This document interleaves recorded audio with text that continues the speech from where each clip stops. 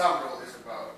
If k of x is a certain function that equals sum of two other functions, like f of x plus g of x.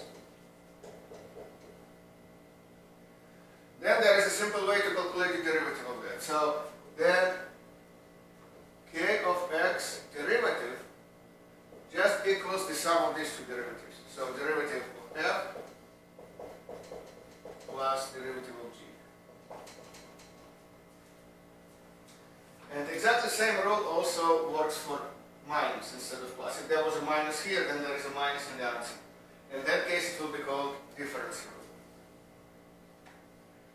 For example, let's say k of x equals x to the power 3 plus x to the power 7 and minus x to the power 15. And the question is find the derivative of this. Now it's very easy. These two rules, sum and difference rules, they basically mean that you need to do derivative of this, and then derivative of this, and then derivative of this, and just these signs plus and minus, they will be part of the answer. So you do derivative of x to the power 3, which is 3x squared, plus in the function becomes plus in the answer. Now x to the power 7 becomes 7x to the power 6, because n times x to the power n minus 1. Again, minus in the function is minus in the answer. And finally, x to the 15th becomes 15x to the power 14th. Just like that. So even if it was a very long formula, so it's pretty easy to find the derivative just by doing derivative of every part. So this is sum and difference rules. Now the constant multiple rule is the following. If k of x equals some constant, which is number, times another function. For example, 5 times x to the power 3. Then the derivative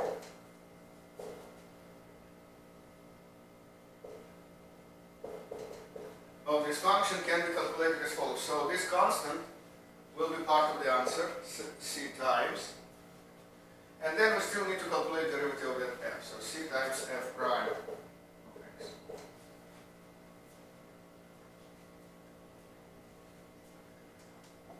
For example, k of x equals 5x to the power 3. So 5 is a number, so we call it a constant. So the derivative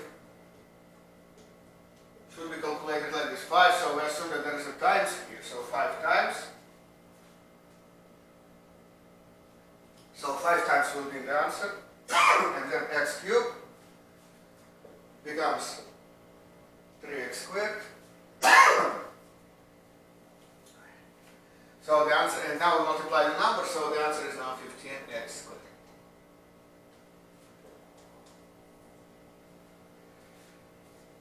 And that way we can calculate derivative of any function that starts with number times. And now we can combine all the three rules to calculate derivatives of very long expressions. Like, for example, we can have a very long formula, and such formulas do appear in exams very often. Like, for example, let's say k of x equals, say, 5x to the power 7 minus 3 divided x to the power 6 plus, say,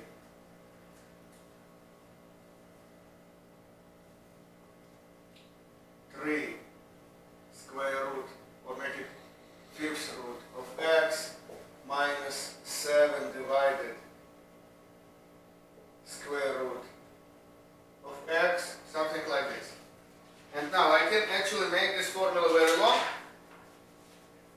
but it does not make it any harder to calculate. So let me do one more thing. So let's say plus 10x and minus 100. So make it really long. And even though the formula formula looks long, it's very easy to calculate the derivative. So let's calculate the derivative. Again, because of the sum and difference rules, those pluses and minuses only mean that we do derivative of every portion individually. And those pluses and minuses will be actually part of the answer. So this minus rolls over, this plus rolls over, this minus, this plus, this minus. Now, 5 times something, so the derivative will be 5 times. And now we need to do derivative of x to the 7, so it's 7x to the power 6. Now, to do derivative of this properly, again we need to make x to the 6 in denominator as x to the power negative 6. So altogether it becomes 3 times x to the power negative 6. And the derivative of this will be 3 times, so 3 times in the function becomes 3 times in the derivative. Now x to the power negative 6 becomes negative 6x to the power negative 6 minus 1, and then it's negative 7. Negative 7. Now plus is a plus. Again, this formula 3 times square root, fifth root x, it's a 3 times x to the power 1/5. And to do derivative of that, 3 times is a 3 times, x to the power 1/5, it's a 1/5 x to the power 1/5 minus 1, and that is negative 4/5. Now minus makes a minus here. Again, 7 divided by square root of x becomes 7 times x to the power negative 1/2, because anything in denominator makes negative exponent, but square root specifically makes exponent of 1/2. So it's 7 times x to the power negative 1/2. This is not the derivative, it's just the same formula as the function, only written in a different form. In the form that makes it convenient to calculate the derivative. So 7 times makes you 7 times here. X to the power negative 1/2, we need to do derivative, so it will be negative 1/2 times x to the power negative 1/2 minus 1, which is negative 3x. Now we need to deal with this. So plus derivative of 10x. It will be 10 times derivative of the x. And derivative of the x is just 1. You can actually do it using the power rule formula, because x is the same as x to the power 1. And therefore n is 1. This is the same as x to the power 1. And if n is 1, then you get 1 times x to the power 1 minus 1. But anything to the power 0 is 1, so you get just 1 times 1, which is just 1. So derivative of x is 1. So we can think of it as 10 times 1, which is of course just 10. And minus, and this number is just a constant, so it has no x in it. What it means that it does not change. Remember, derivative is the rate of change, like how fast the function changes. But a constant never changes, so the rate of change of the constant is 0, so just 0. So these two actually easy to remember as shortcuts. Derivative of x is just 1, and derivative of any constant is just 0.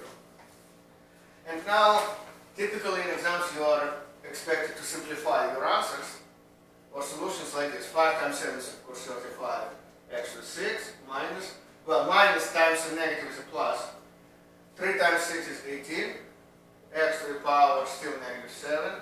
Or otherwise, if you want to make it really nice, then the negative power can make it a fraction, so it will be 18 over x to the 7th. Now plus 3 times 1/5 is 3/5. X to the power negative 4/5. Again, if you want to make it nice, you better put it in the denominator as a fraction, as a power x to the power 4/5. And again, you may translate it into radical. It will be 5th degree of x to the power 4. Now again, minus times minus is plus. 7 times 1/2 is 7/2. So it's 7/2. X to the power negative 3/2. Once again, because it's negative exponent, so we put it in denominator in the form x to the power 3/2. And since it is x to the power 3/2, so it will be square root of x to the power 3. Okay, and then plus 10 and minus 0 you don't have to write, so this is the answer. So once again, any long formula can be easy for any function represented with long formula like that. it's pretty easy to calculate the derivative if you do just every term